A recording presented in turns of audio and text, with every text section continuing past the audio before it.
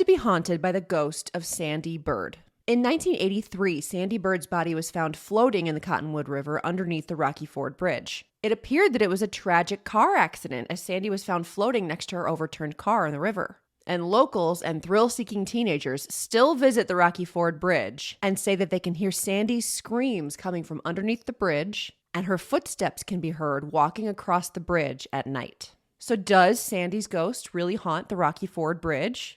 I don't know. But what I do know is that Sandy's death was ruled a tragic accident. But when another man from the same town died under mysterious circumstances just 4 months after Sandy did, everyone in town started to believe that something much more sinister was happening in Emporia, Kansas. This is the story of the murders of Sandy Bird and Marty Anderson.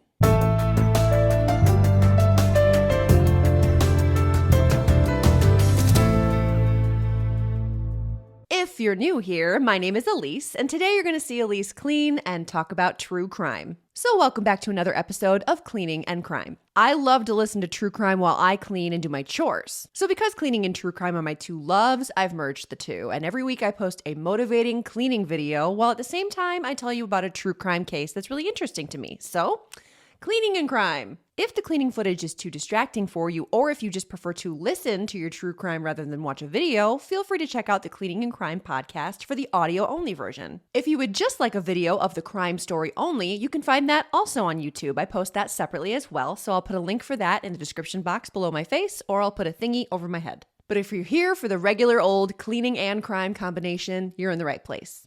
I'm back, baby! My voice is a little bit hoarse, but not too terrible.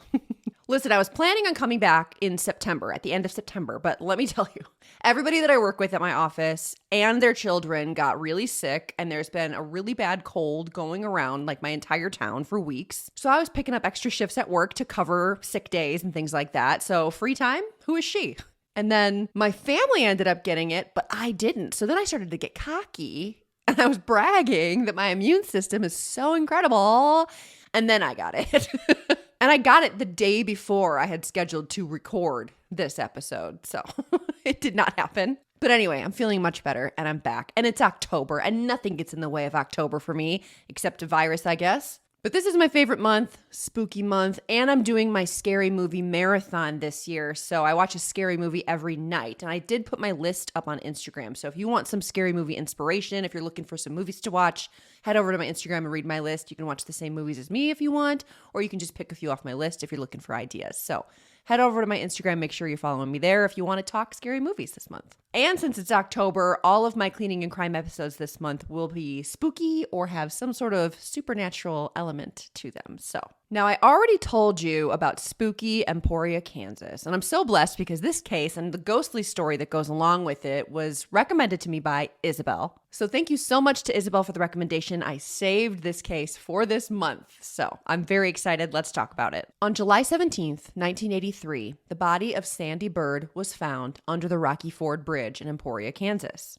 Now, Sandy was driving over the Cottonwood River, about to go over the bridge southeast of Emporia. But her car missed a bend and she missed the bridge and went off, hit an embankment, and hit the water about 20 feet down.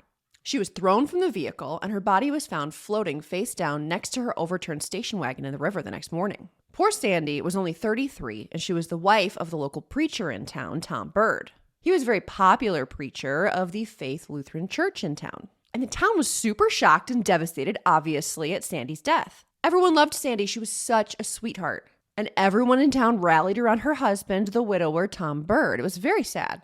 Now, Tom Bird and Sandy Bird were high school sweethearts. She was valedictorian, he was a jock, really into sports, long distance running, and Sandy was super smart, like really smart. Obviously, she was valedictorian of her class. Now, they both went to college, both got master's degrees. Tom got 2 master's degrees in theology, and Sandy got her master's in mathematics. Then the two got married and had 3 kids. And in 1982, Tom was assigned to go lead the congregation at the Faith Lutheran Church in Emporia, Kansas. So the family relocated. So they moved from Arkansas to Emporia. And when they got there, Sandy was offered a position at the college there. So Sandy was going to teach classes at the Emporia State University. And she was going to go and get another master's degree in computer math. Whip smart, that one. So Tom was full of energy and charisma. And he was a young guy, 32.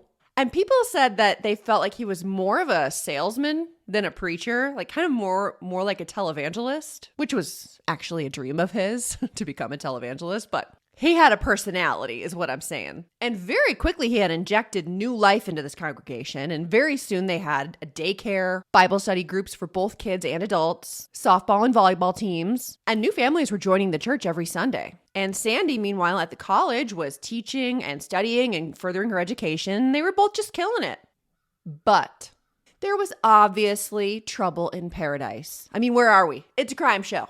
Now, Sandy was not really the type of wife that Tom really wanted. Tom wanted a traditional preacher's wife who threw herself into the church. Like, he wanted a wife that made her entire personality about him. Like, hi, I am the preacher's wife. That's who I am. You know what I mean? And he actually said that he expected her to put God's work first. But Sandy was proud of her own accomplishments, as she should be, and she was proud of her husband's accomplishments. But she thought that going to church on Sunday with the family was enough support. Like, she had her own career, she had her own things going on. But Tom thought he was on a mission from God. And let's be real, he thought his job was more important than hers. So tensions are running a little high. They can't come to an agreement, and there's some resentment building. You're catching what I'm putting down. So they were arguing, and the strain of two high-pressure careers and having all these kids was weighing on them. So Tom wanted Sandy to be more of a homemaker and be more active in the church. But Sandy didn't want that. So she was very sad, very torn, and she even confided in a friend and told her that she was worried that Tom didn't love her anymore. And then Sandy got a promotion at work that involved more hours and more responsibility. And she was afraid to tell Tom because she was afraid he was going to be pissed off. But when she finally told him, it turns out he was actually excited and really supportive. And Tom even suggested that they go out and celebrate. So on the evening of July 16th, Tom took Sandy out to celebrate for dinner and a movie. Then at 9:30 p.m., Sandy popped back into the house. She got a bottle of cold duck wine out of the fridge and a bottle of whiskey for her husband and told the babysitter that they were going back out and they'd be back in an hour. And then she left. And Tom and Sandy went to go have drinks together at his office in the church. But they did not come back in an hour. Tom says they were having a nice evening, but after some drinks, Tom told her that he wasn't actually excited about the extra responsibilities that she would now have at work. So Tom pretended that he was excited about her getting a promotion. And he's like, oh yeah, let's go out and celebrate. But then as soon as they're out and have a few drinks, he's like, oh wait, actually, I'm not excited about your promotion. Don't take it, but good job getting it, I guess. Sandy obviously was pissed off and she left. Tom said that Sandy told him she was going to the college to go work on her computer. And so Tom stayed at the church to finish his sermon, and then he went for a 5-mile run, which is exactly what I love to do after fighting with my spouse and drinking whiskey all night, is go run 5 miles. Then it was after midnight, and Tom called home and asked the babysitter if Sandy had called or come home. But the babysitter said she hadn't heard from or seen Sandy since she got the cold duck wine out of the fridge at 9:30. So Tom called the police and reported his wife missing and then went home to wait. The cops went to their house and talked to Tom at 3 a.m., but since they had been fighting, the cops were like, I'm sure it's no big deal. She's probably just off at the college or blowing off steam, and I'm sure she'll be back. But then later that morning, some hikers found Sandy's body floating face down in the Cottonwood River next to her overturned station wagon, dead. Now, investigators examined the scene.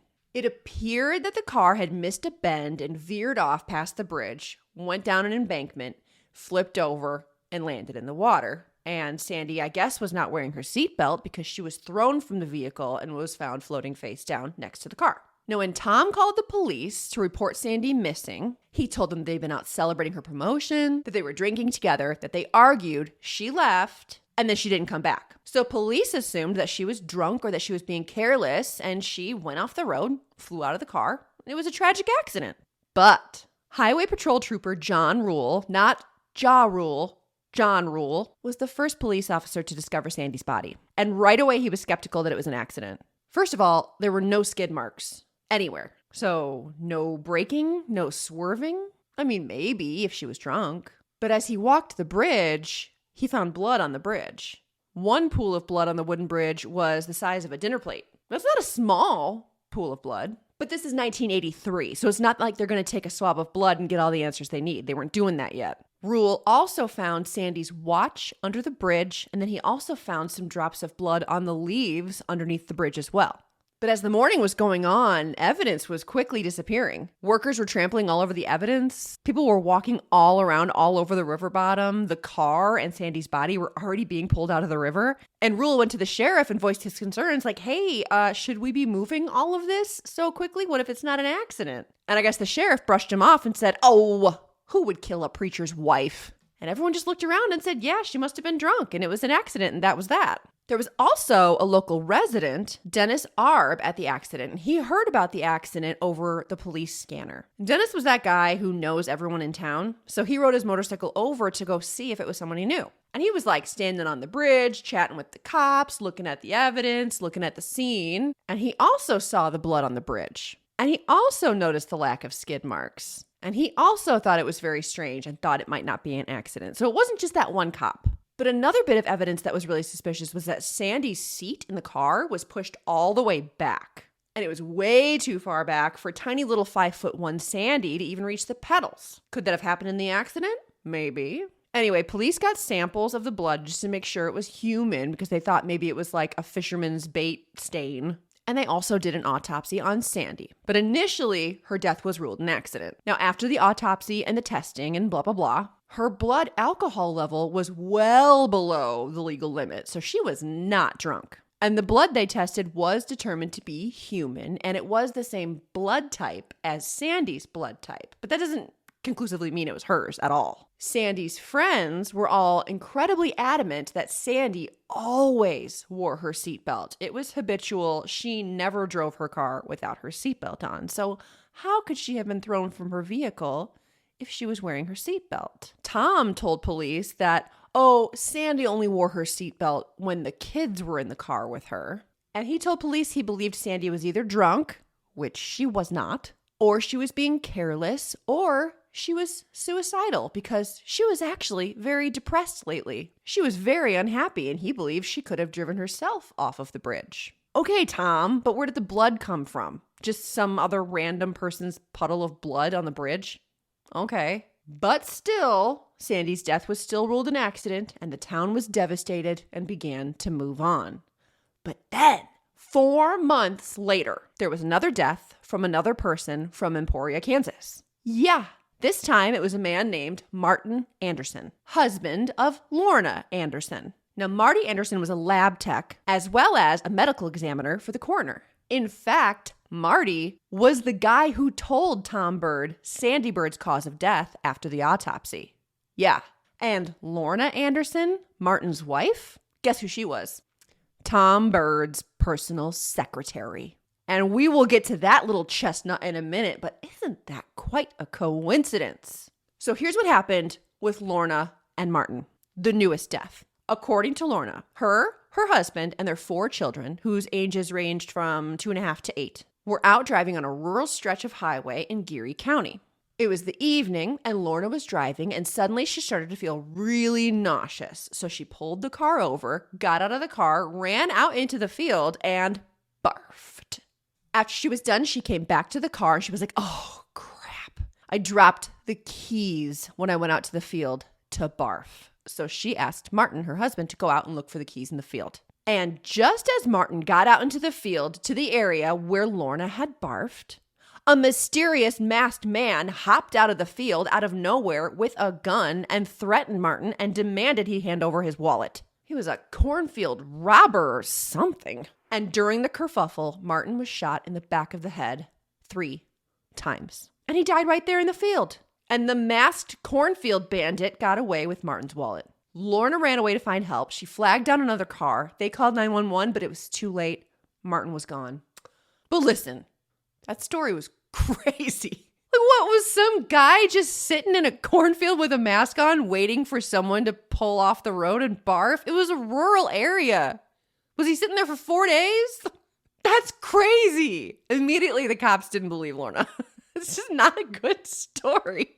No, wait, who are these two? Lorna and Martin. Now, Marty, as he was known, and Lorna got married in 1973, and they had 4 daughters. Then Marty got a new job as a lab tech at the Newman Regional Health Lab in Emporia, Kansas, so they relocated. Now, I guess Lorna and Marty were struggling. They were having trouble in the marriage, super not getting along, and I guess Lorna even asked Marty for a divorce, and he refused to give Lorna a divorce. He said he would not divorce her because he loved the girls so much he did not want split custody. He wanted full-time custody of the girls. Now, Lorna was rumored to have had several affairs, and some friends of Lorna's even said that Lorna would joke about how she wished something would happen to Marty so that she can get his life insurance money and just be done with him.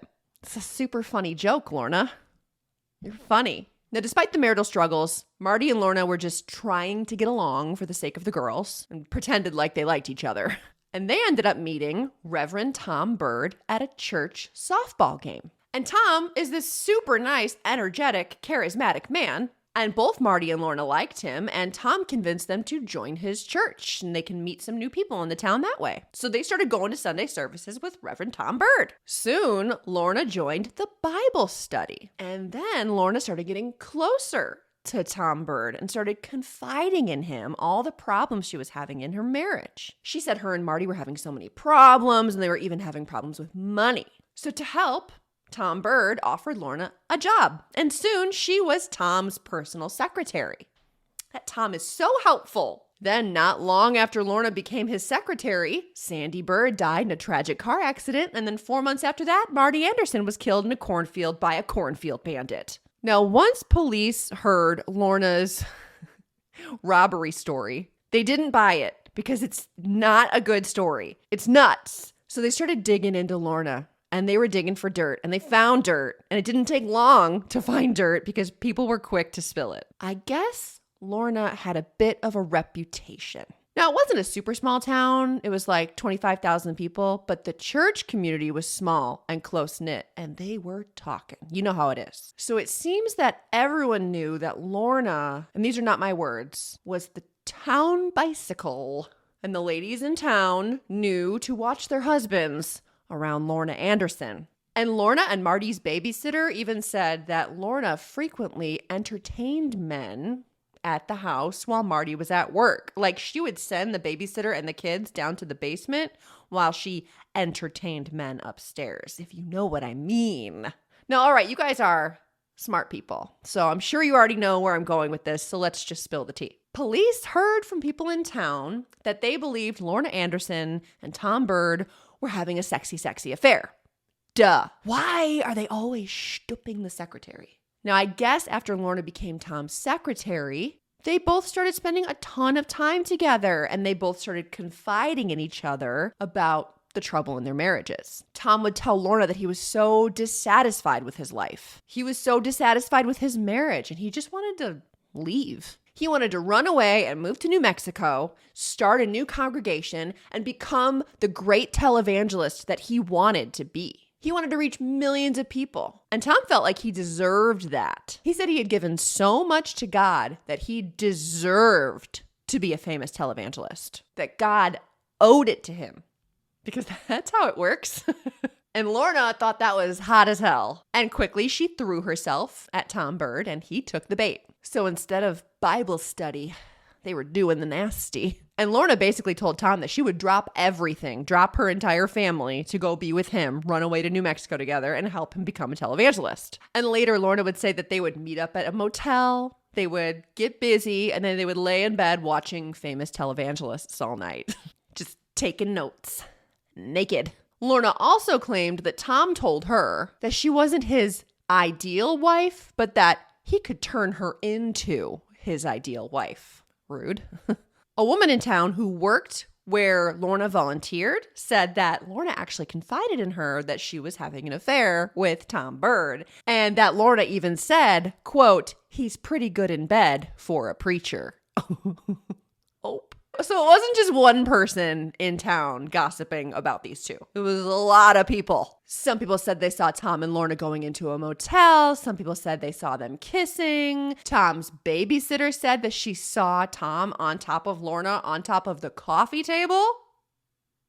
I mean, maybe he tripped. So anyway, people were gossiping about these two before Sandy and Marty even died.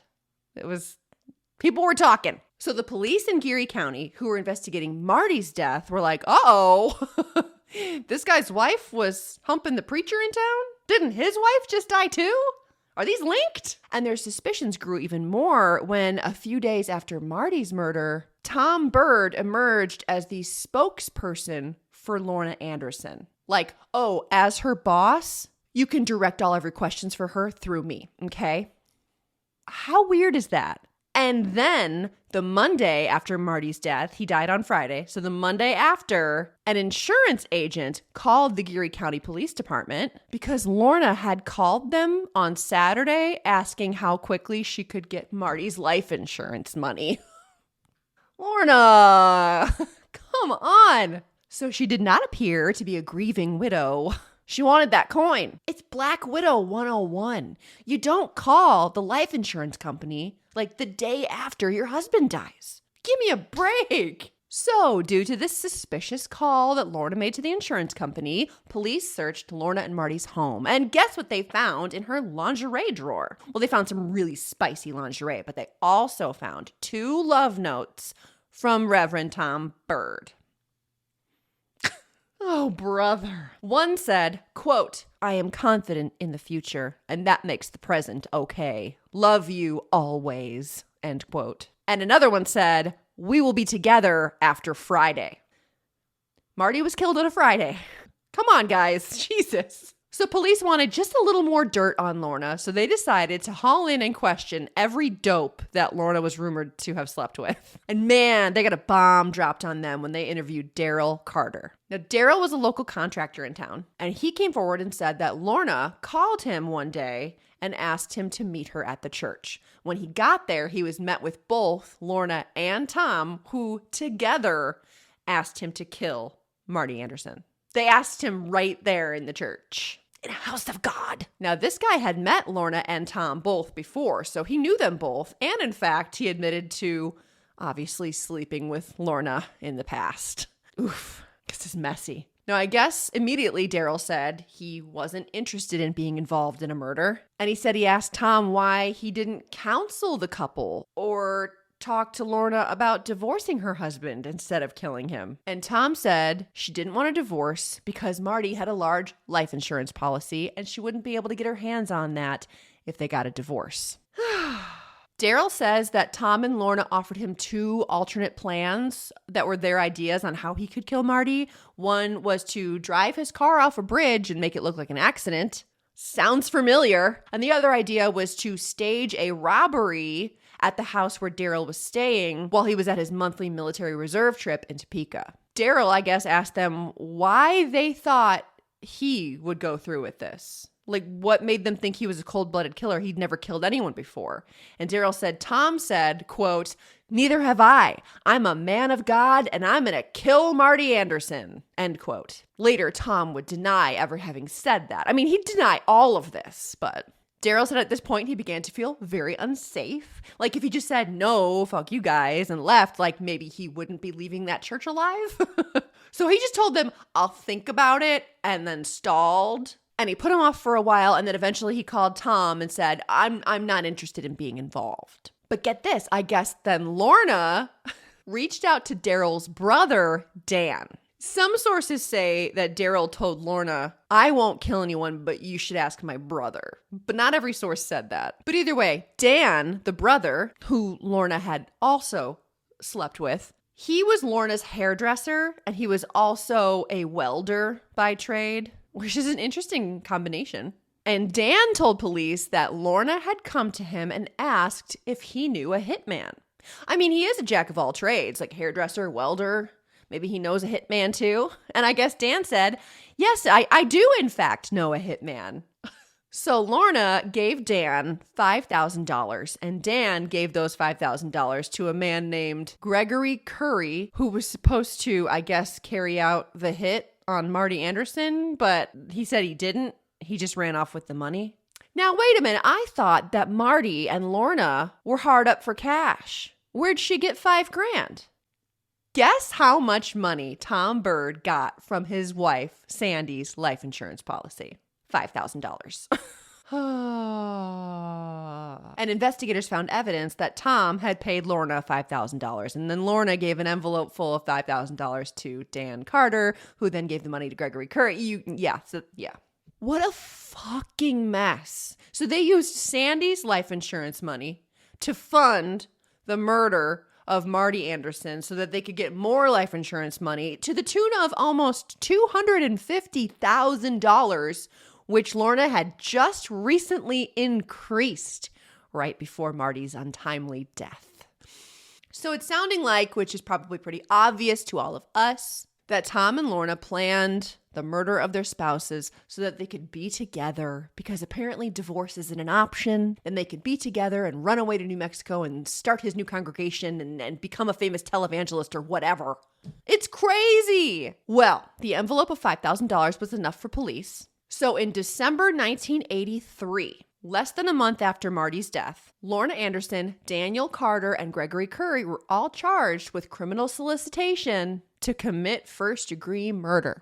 No one could be charged with Marty's actual murder because there still wasn't enough evidence to prove who actually shot the guy. Now, Lorna pleaded not guilty to the criminal solicitation charge, but Daniel and Gregory both took plea deals. Daryl Carter, the contractor, was never charged, but he did do lots of testifying against everybody. Now, police weren't only suspicious of Lorna, they were suspicious of Tom Bird too, so they kept digging into Tom. And since Daryl Carter had come forward, spilling the tea, that he had met Lorna and Tom together to discuss killing Marty, that was some pretty fucking good fuel. But Tom said to police that he had only ever met with Daryl Carter to discuss building a firecracker stand as a fundraiser for the church. So police decided to have Daryl Carter talk to Tom Bird while wearing a wire. So he did, and during the conversation, Tom Bird said to Daryl how important it was that they stick to the firecracker story. So Tom didn't exactly confess that he was involved in the plot to kill Marty, but it was something. It did sound like he was trying to solidify an alibi. Police also questioned Tom about the alleged affair between him and Lorna, and they asked him about those love notes that they found in Lorna's underwear drawer. But Tom said, oh, no. Those were not romantic love letters. They only showed Christian love, not romantic love. You got to admit, it's a pretty good line. But with the letters and Daryl's testimony and the recorded conversation about keeping their story straight, it was all pretty damning. And even more damning was when they found that Tom got $5,000 from Sandy's life insurance, and then there was evidence that he gave $5,000 to Lorna and blah, blah, blah. So it all looked really bad for Tom. So a few months after Lorna, Tom Bird was also charged with criminal solicitation to commit first-degree murder. Now, at Tom Bird's trial, he pleaded not guilty, and he testified in his own defense for 5 hours. He doubled down, said he had only ever talked to Daryl about firecrackers. He said he did not have an affair with Lorna. It was just Christian love. But the jury didn't buy it, and he was convicted for criminal solicitation to commit first-degree murder, and he was sentenced to 2.5 to 7 years in prison. And later, Lorna, at her trial, changed her plea, and she pleaded guilty to criminal solicitation to commit first-degree murder, and she was sentenced to 5 to 18 years. Now, no one was charged in the murder of Marty Anderson, just the criminal solicitation. And no one had been charged with the death of Sandy either, because at this point it was still ruled an accident. So Tom and Lorna were both in jail, but just for the planning part. So while they were locked up, police kept digging. In August 1984, Lyon County, where Emporia is, and Geary County, where Marty was killed, launched a joint investigation, and they reopened the Sandy Bird case. So basically, Marty's murder happened in Geary County, and they wanted their murder solved. So Geary County forced the hands of Lyon County to do their job on the Sandy Bird case so that they can solve Marty's case. You get me? But it boiled down to Lyon County never had cases like this. They didn't have murders like that in Emporia. Geary County had some more murders, so they were more used to closing those cases. And in October 1984, Sandy's body was exhumed. And this was really pushed for by Sandy's parents, as well as that local resident, the one who saw the blood on the wood bridge. He contacted Geary County Police too and told them all about what he saw and how he also suspected that it was not an accident. Like, people just had it. They had that gut feeling. This was not an accident. this was a homicide. Dr. Eckert of Wichita examined Sandy's body, and he found wounds consistent with her being in a defensive position, and her body showed damage to her organs that suggested severe trauma from behind, not from being thrown from a vehicle. And he also found evidence that Sandy had been hit repeatedly over the head with a blunt object. Also, the original coroner's report said that Sandy had no water in her lungs.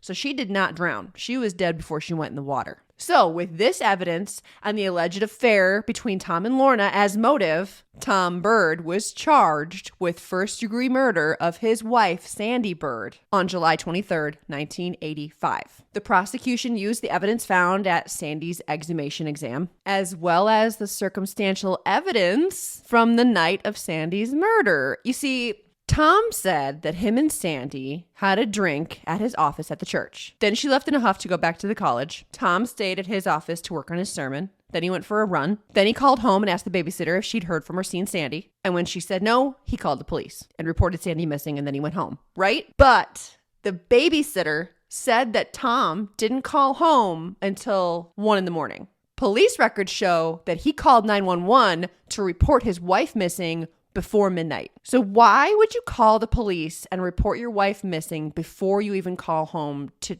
check and see if she came home? This is the wrong order. Tom explained this by simply saying, "Oh, well, the babysitter was wrong about the time that I called." The babysitter also said that when Tom arrived home, he was wearing a shirt and tie. So she didn't believe that he was out running 5 miles. Another piece of evidence that was presented was from the officer who went to Tom's house in the morning to tell him that they found Sandy's body.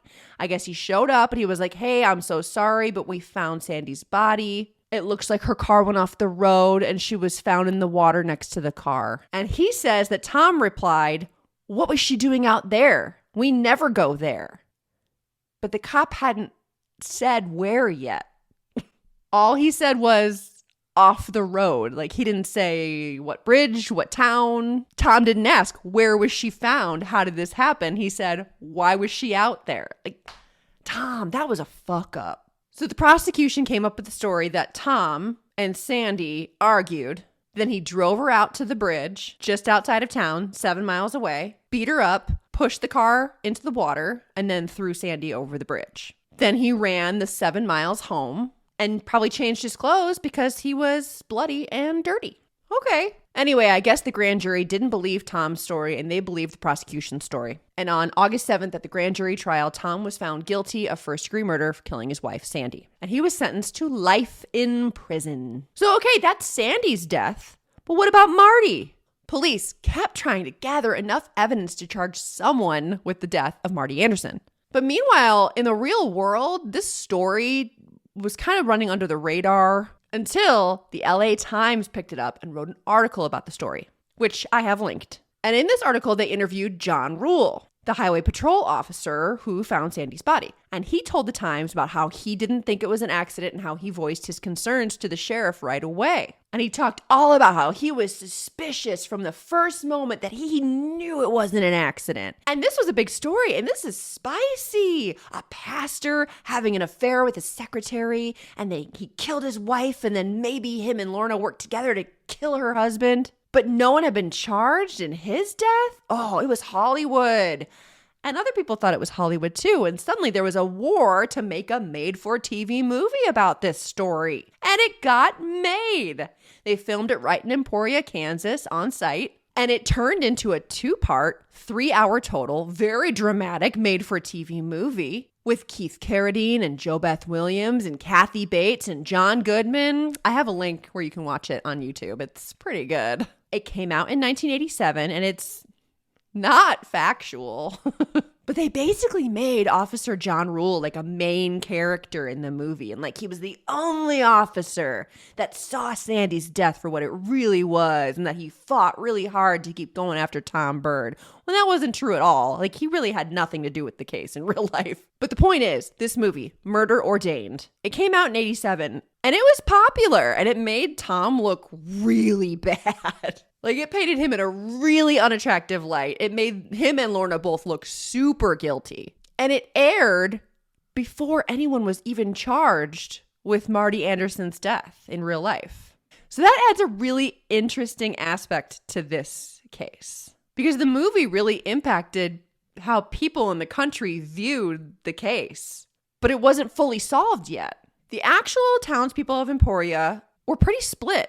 Some people thought the affair was real and that Tom clearly killed both Sandy and Marty. But others didn't think Tom could have possibly had anything to do with this because, right? He's a preacher. And Tom maintains that he had nothing to do with his wife Sandy's death. He had nothing to do with Marty's death. He did not have an affair with Lorna. He says Sandy was either suicidal or careless and just drove off the bridge. And he said Lorna probably had one of the Carter brothers or one of her many ex-lovers kill her husband for the insurance money. He had nothing to do with it, he says. Now, while Tom said he and Lorna did not have an affair, he did admit that after Marty died, him and Lorna slept together 3 or 4 times because they both had dead spouses and they had all these kids and they were lonely. And he said, Lorna needed me and I needed to feel needed. That's what he said. Some people in town, though, said it was pretty obvious that Tom and Lorna were having an affair. He hugged her a lot in public. Their eyes lit up when they saw each other, and there was electricity in the room when they were both in the room together. And people in town were talking about the affair even before Sandy and Marty were killed. And even Sandy herself cried and told a friend that she was upset that her relationship with Tom was fucked and that he was spending too much time with his secretary, Lorna Anderson. So even Sandy thought Tom was having an affair with Lorna. And of course, everybody in the country that saw the movie Murder Ordained thought that Tom and Lorna were both evil and they were obvious killers. Now, in 1988, Tom Bird remarried while in prison to a woman named Terry Bird, who has a master's in education, and she specializes in educating special needs children. She worked at a Lutheran school in Kansas City, Kansas, and she actually met Tom originally at a church function shortly after Sandy died. Tom was a model prisoner. He co-founded Convicts for Christ, and he organized a tennis marathon to raise money for the Ronald McDonald House. And also in 1988, Tom and his new wife, Terry, started a marriage enrichment seminar for marriage counseling for inmates and their spouses. I'm sorry, marriage counseling? Tom? Really? Finally, in 1990, police went forward with the Marty Anderson trial. Again, several years after the made-for-TV movie came out. And they charged Lorna and Tom with Marty's murder. Tom pleaded not guilty, but Lorna took a deal and pleaded guilty to second-degree murder in exchange for her testimony against Tom. And Lorna testified that her and Tom were having an affair, that they planned Marty's murder together, and that Tom was actually the one who pulled the trigger. He was the masked man in the cornfield. Ooh. But get this, Tom was acquitted. He still had to serve out his sentence for the murder conviction of killing his wife. But he was not convicted for the murder of Marty Anderson, nor was anyone else.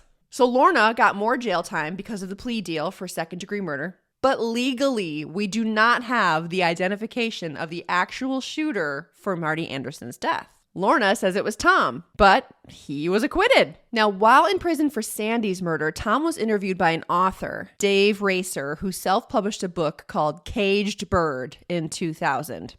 Great title. And it argues Tom's innocence and says he was wrongfully convicted using circumstantial evidence by a town hell-bent on justice. And Tom and Dave, the author, argue that the made-for-TV movie kept him in jail longer. He was unable to get parole because he kept running on reruns. Tom said it was unfair for the movie to be shown over and over before he had exhausted his appeals process. It's an interesting take. In the end, Tom Bird was paroled in 2004 after serving 20 years of his life sentence. Despite Sandy Bird's family's pleas to keep him in, Tom went to live with his wife, Terry Bird, and he was released from parole supervision in 2006. So a free man. Tom's 3 children were adopted by Sandy Bird's brother, so their uncle, and he wants nothing to do with Tom. Tom's oldest daughter says she believes in her father's innocence, and she actually went and spoke at his parole hearing to help get him released. Lorna married a guy named Randy Eldridge in 1985 while she was in prison, but they divorced in 1990 when the Marty Anderson murder trial went down. Then she went back to her maiden name, Lorna Slater, and then she married a guy named Terry Moore. Terry worked for a child welfare organization, and he actually met Lorna when he brought Lorna's kids to go visit her while she was in prison. And I guess they met and they thought, wow, we have a lot in common. And they got married while Lorna was still in prison. Lorna took parenting classes for mothers while she was in prison. And eventually she ended up becoming the instructor for that course. And she also got a college degree while in prison. Lorna was up for parole a bunch of times, but she kept getting denied. Even in 2004, after Tom got out, she was still denied. But she was eventually released on parole in 2006. And then she was released from parole supervision in 2014. So also free as a bird. And then later, Lorna became the CEO of Interfaith Housing Services. So as soon as Lorna and Tom were arrested and put in jail in 1983, they never spoke again. And they're both free now, and they both married different people named Terry. They both married Terrys. People are still torn on this one. But what do you think? Did Tom and Lorna have an affair? And that was the motive to murder their spouses? Even the author of the LA Times article began to have doubts after the movie came out. Scott Kraft wrote the original LA Times article in 1986, which I have linked, and that article inspired the TV movie, and then the movie came out. And then Scott Kraft wrote another article in 2004 after a lengthy interview with Tom Bird just before he was released on parole. And in 2004, Tom told Scott Kraft he did not kill his wife, Sandy. He still maintained his innocence, and he said that the movie got in the way of his parole.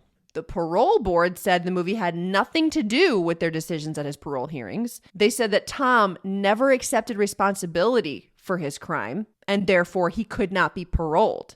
But Tom said he can't take responsibility for his crime because he didn't do it.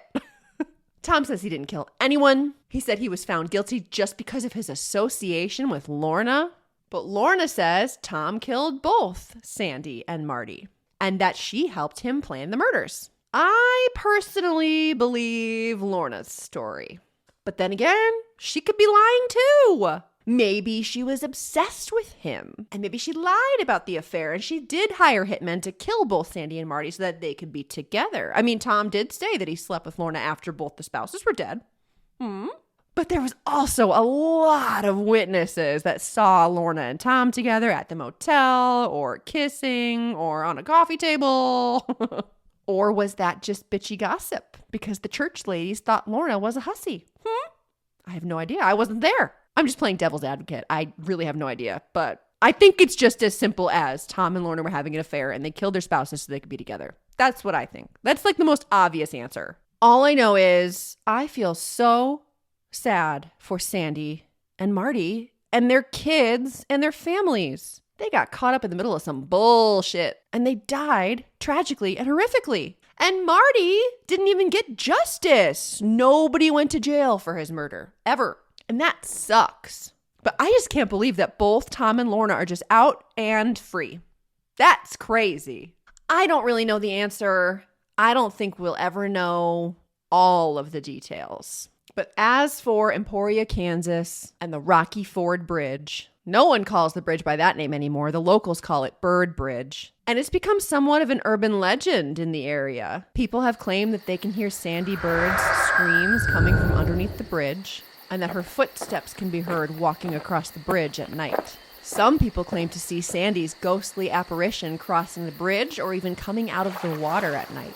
One Twitter user, Ashley Gillett, wrote that she visited the bridge and her car kept locking and unlocking the doors in an unusual pattern, and she was convinced that it was Sandy Bird trying to communicate with Morse code. And to this day, thrill seekers and brave teenagers go visit the bridge in hopes of catching a glimpse of the ghostly apparition of Sandy Bird. Spooky. And that is the end of today's true crime case about the murders of Sandy Bird and Marty Anderson. So what do you think? Do you think Tom was a liar? Do you think Lorna was a liar? Or what? Tell me your theories in the comments or on Instagram. Be sure to check out the Instagram that goes along with this post so you can see the photos and so we can discuss the case. Crazy story, man. Thank you so much, Isabel, for recommending this case to me. It was fascinating. And thank you again for the extended break. It was longer than I planned, but shit happens. And I hope you're all having an amazing October so far. If you made it all the way to the end of this video, be sure to comment what you're going to be for Halloween this year. If you liked this story, be sure to give me a like. Don't forget to subscribe and leave me a comment if you have a true crime case that you'd like to recommend I cover. Thank you so much for watching, and I will see you guys next time. Bye-bye.